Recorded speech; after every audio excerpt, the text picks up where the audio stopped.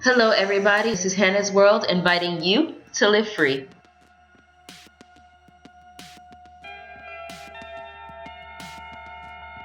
My name is Carol. If you are wondering why my name is Carol, but my channel is called Hannah's World, you can watch the video in the description box below. It is called What the Heck is Hannah's World, and it'll answer most of your questions. So, today I am going to be giving you 5 tips, count them, 5 tips on how to overcome insecurity.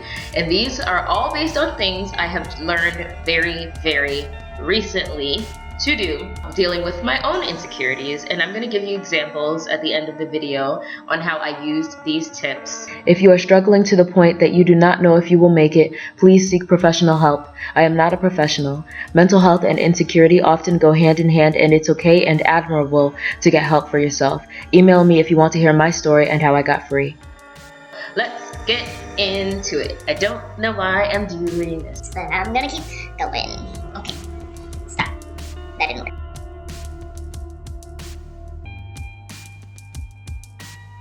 Your insecurities are going to tell you you are dumb, ugly, undesirable, unlovable. The thoughts are going to come. The lies are going to come. You do not have to accept them. Everybody has insecurities, and there are definitely some insecurities in every single person's life that is or has held them back in some way, shape, or form.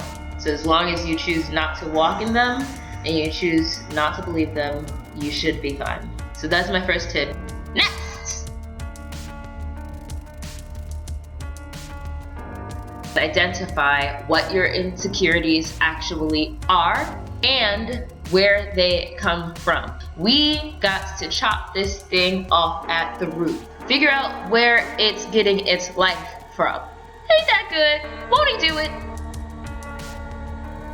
What is its life source? That is going to require you to probably go to some places that are probably going to bring up some pain, and it's going to be hard. In order for you to overcome your insecurities, you have to go there. You have to know what you are overcoming, really what you're overcoming, because what you're overcoming is not just the insecurity. The insecurity is a product of something that happened to you that you have held on to. Figure out what you're still holding on to, and until you figure it out, you can't let it go. That is the beginning of victory. Next!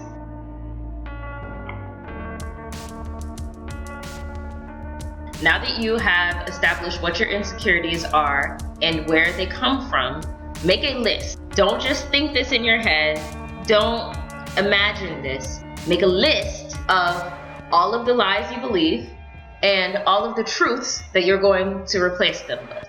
If you have self-image issues and you don't like the way that you look, that's your lie, is I am ugly. It's a lie. You want to know why it's a lie? Because here's the truth. I am made in the image of the likeness of God, and God is beautiful. Therefore, I look good. Boop. The reason you write it down is getting it out on paper makes it more real. So you really understand the depths of the lie when you're not just thinking it in your head, because you're used to thinking it in your head. And this is necessary in the next step. Next!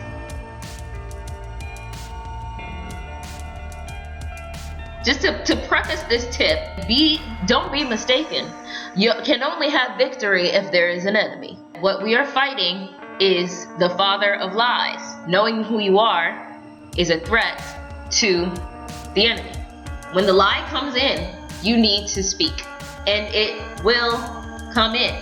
Speak life over yourself, which is my number 4 tip. The Lord tells you your truth. You've made your list of your truths. Speak them out loud when the lie comes. Find scripture to back up these truths. And 4.2, I guess part 2 of tip number 4, don't give the lie enough time to really have any hold on you.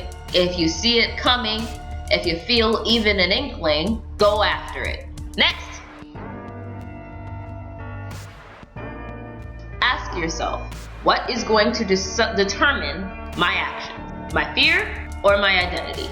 You get to decide that. Fear can only paralyze you if you let it. You have too much power to sit around, not chasing dreams, not being able to love, fearing commitment, not even dressing how you want to.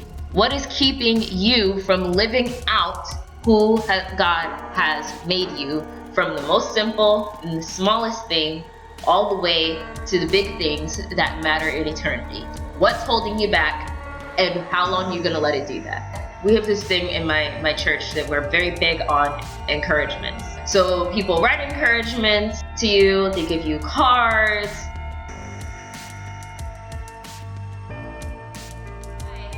That past week had been getting a lot of encouragements. One of them was that I was a very confident person.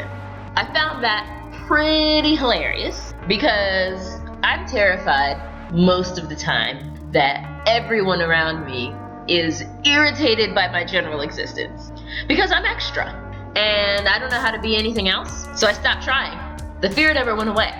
That's the power of making a decision. That I chose that I was not going to let the fear that the type of person that I am, even if no one in the room likes it, I have already decided that not that I don't care, that I don't care enough to let it run me. That is a nugget. Write it down, cause it's good. Identify who you are, identify what is holding you back from being that, and then determine that you care more about being who you are than you care about how people feel about it. Confidence is not caring at all. Confidence is determining which you care about more. Whichever you care about more is going to determine what your life is like. Now, to give you some examples of how I have used this in my life.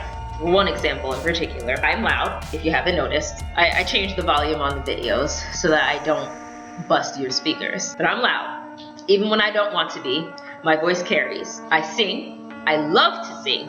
Problem is that I grew up in an environment where I discovered that personality, passionate, extra personality, was less than desirable to some people. Usually adults, because as a child, I was like this. Like, this has always been. They didn't like it.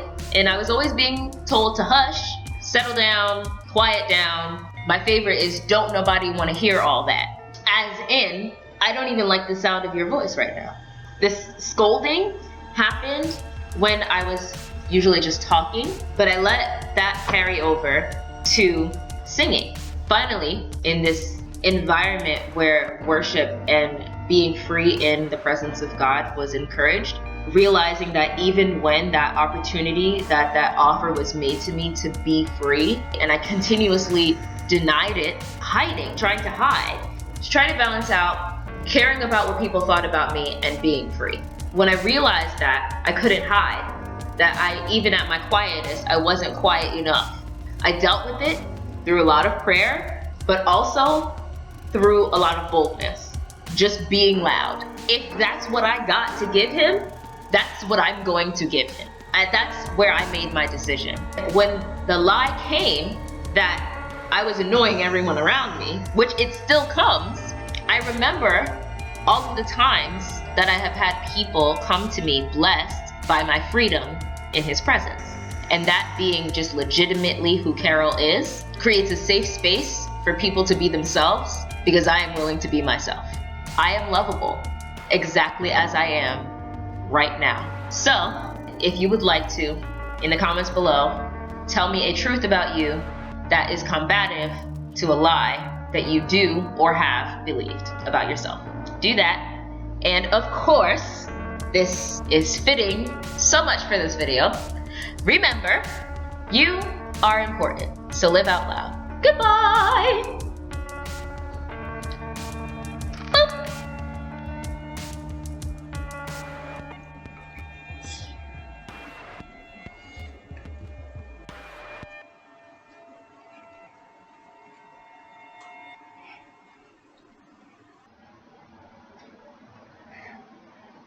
Am I Millie rocking yet?